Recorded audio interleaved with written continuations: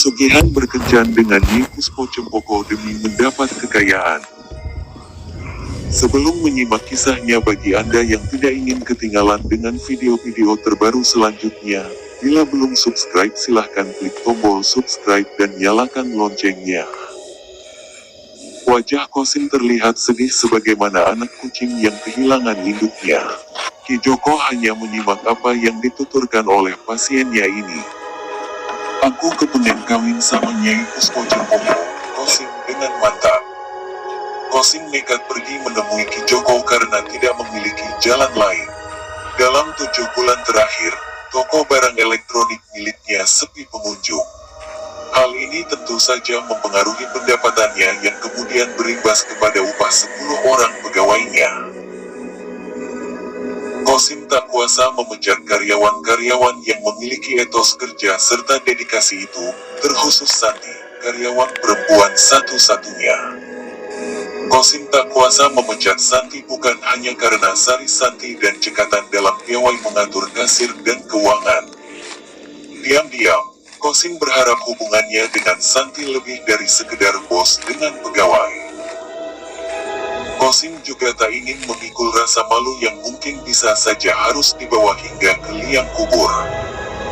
Ia tidak ingin dianggap sebagai orang gagal oleh keluarga besarnya akibat betapa ambisiusnya Kosim untuk menjadi pengusaha saat itu. Demi merintis usaha, ia nekat berhenti kuliah yang tentu saja ditentang oleh kedua orang tuanya. Sebelumnya, Kosim sudah berusaha untuk mempertahankan toko barang elektroniknya dengan cara meminjam sejumlah uang ke bank, tapi sekarang ia malah ketar-ketir akibat tidak bisa melunasi hutang tersebut. Berkat informasi dari salah satu kerabatnya, ia nekat untuk melakukan pesugihan Nyai Puspo Cempoko. Tapi kamu siap buat jadi bujang selamanya? Tanya Ki Joko serius. Maksudnya, Ki? Tanya Kosim heran. Pesugihan ini mengharuskan kamu untuk menjalin hubungan dengan Nyai Puspo Cempoko sebagaimana menjalin hubungan dengan perempuan pada umumnya, tutur Ki Joko. Kosim pun berpikir sejenak, meskipun tidak ada pilihan lain selain menyetujui syarat yang dijelaskan oleh Ki Joko. Demi mendapatkan kekayaan, ia harus menjalin hubungan dengan Nyai Puspo Cempoko di sisa umurnya, termasuk dalam urusan ranjang. Yang harus kamu lakukan adalah mempersiapkan sebuah kamar khusus untuknya. Sediakan juga kembang, jajanan pasar, kelapa hijau, menyan dan madu, selutu dupa bunga setaman, ucap Ki Joko pada Kosim. 7 hari setelah menemui Ki Joko, Kosim pun mempersiapkan semua yang diperlukan untuk memulai bulan madu pertama dengan Nyai Puspo Cempoko. Tak sulit untuk mencari semua kebutuhan yang disebutkan oleh Ki Joko di pasar.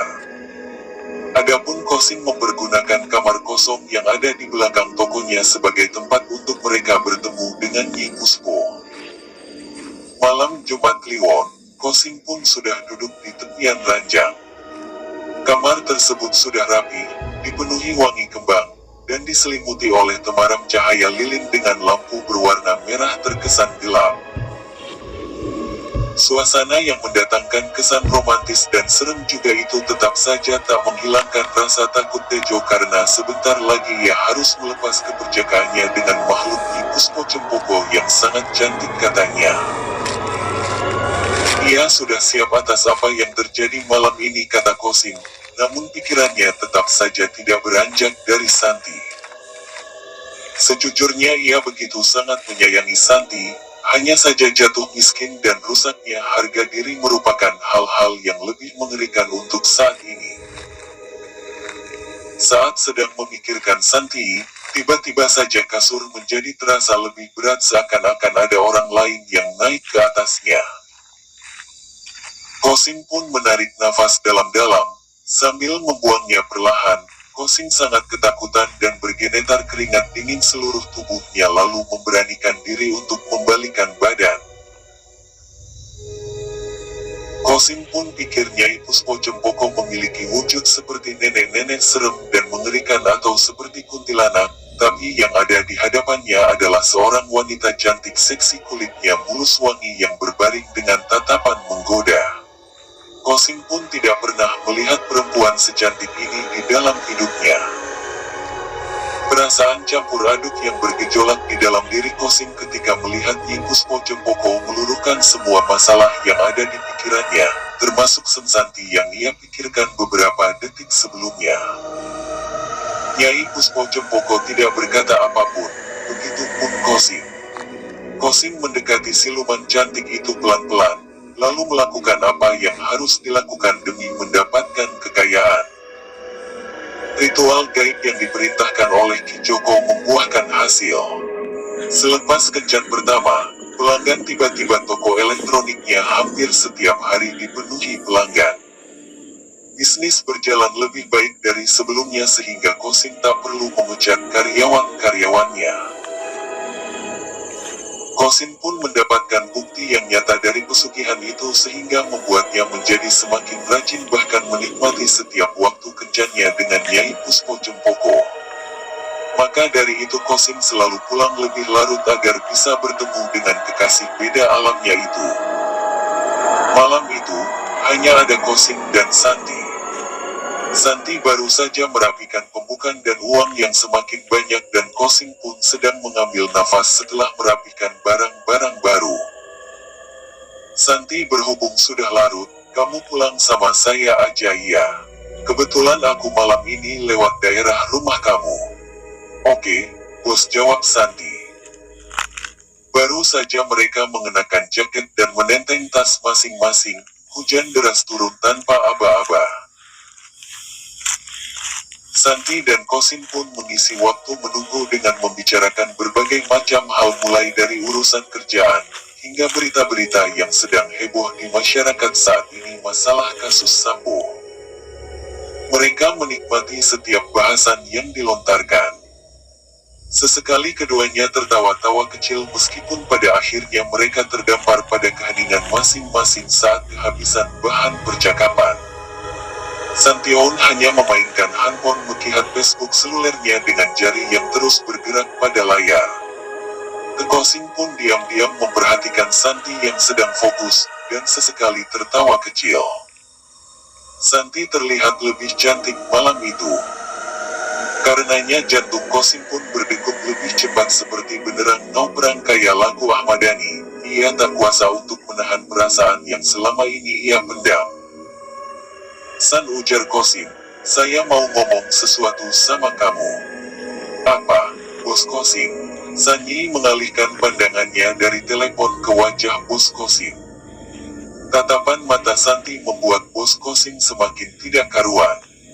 Yang ada di pikirannya adalah bagaimana cara menyampaikan perasaan yang ia miliki tanpa terlihat konyol atau norak. Mungkin bakal kedengeran aneh, tapi saya mau bilang kalau saya suka sama kamu, ujar Kosim tanpa ragu-ragu sambil mendekatkan wajahnya ke hadapan Santi. Wajah Santi yang selalu terlihat tenang tiba-tiba seperti tersengat listrik. Bos Kosim pun diam saja, menunggu Santi memberi respon. Aku juga bos, jawab Sari dengan gugup. Selama ini suka sama bos, tapi aku sadar diri aju siapa, ucap Santi. Sekarang giliran bos Kosim yang seperti tersengat listrik, hanya saja dengan suara yang lebih besar, ia kaget bukan kepalang mendapati orang yang selama ini ia sukai memiliki perasaan yang sama dengannya. Bos Kosim pun tiba-tiba semakin mendekatkan tubuhnya kepada Santi yang sedari tadi diam seperti patung. Entah apa yang ada di pikiran bos Kosim ketika ia tiba-tiba memegang pipi Santi dengan lembut sembari menatap matanya dalam-dalam. Bibir Santi bergetar akibat nafasnya yang menjadi berat. Telapak tangannya yang lembut mendarat di pipi Santi. Mendapat respon seperti itu, Kosim spontan menggenggam pergelangan tangan Santi lalu menariknya ke kamar belakang. Keduanya memadu kasih di balik hujan. Wah, serukan. Kita lanjutkan kisah ceritanya, jangan di skip-skip videonya ya. Keesokan paginya, Kosim dibuat bingung. Waktu sudah menunjukkan pukul 10 pagi, Tapi toko elektronik tempat ia bekerja masih tertutup rapat. "Mas, ini kok masih tutup?" tanya Jono, rekan kerjanya yang baru saja datang. "Gak tahu, Jun. Aku juga baru datang." Dengan penuh perasaan sungkan, Jainal inisiatif menelpon bosnya Kosim yang biasa datang lebih dulu untuk membuka toko. Panggilan terhubung, namun ia mendengar bunyi suara telepon seluler dari dalam toko. Keduanya semakin merasa heran. Untuk memecahkan rasa penasaran, Jainal membuka toko dengan kunci cadangan yang ia simpan untuk berjaga-jaga. Di dalam, terdapat 2 buah tas yang salah satunya tergeletak di atas meja kasir. Baik Jono maupun Agus mengenali tas-tas tersebut dengan baik. "Bos Kosim," Basanti Agus mencoba memanggil sambil berjalan ke barah dalam. Tapi hanya ada keheningan di dalam toko itu. Karena semakin kebingungan, mereka berdua mulai mencari Santi dan Bos Kosim ke belakang toko. Setelah mencari ke beberapa ruangan, Jono dan Agus masih belum menemukan keberadaan mereka, hingga mereka melihat kamar belakang berada dalam keadaan tidak tergembok. Dugaannya mereka benar, 2 orang yang mereka cari ada di dalam kamar. Tapi, mereka tidak menduga bahwa 2 orang yang mereka cari-cari ini berada di atas kasur dalam keadaan bertumpuk, tanpa busana dengan lidah yang menjulur serta bola mata yang seakan ingin keluar dari tengkorak mereka. Kedua rekan kerja mereka mati akibat membuat sakit hati Nyai Puspo Cempoko. Karena melanggar pantrangan Ki Joko yang pernah ia katakan kepada Bos Kosim, sangat mengerikan ia. Semoga kisah ini menjadi pembelajaran. Sesuai apapun kamu jangan sampai melakukan pesugihan Nyi Puspo Cempoko. Sejatinya Nyi Puspo Cempoko merupakan siluman yang sangat mengerikan. Sampai jumpa di kisah pesugihan atau perjalanan supranatural kami selanjutnya untuk melakukan investigasi penelusuran tempat-tempat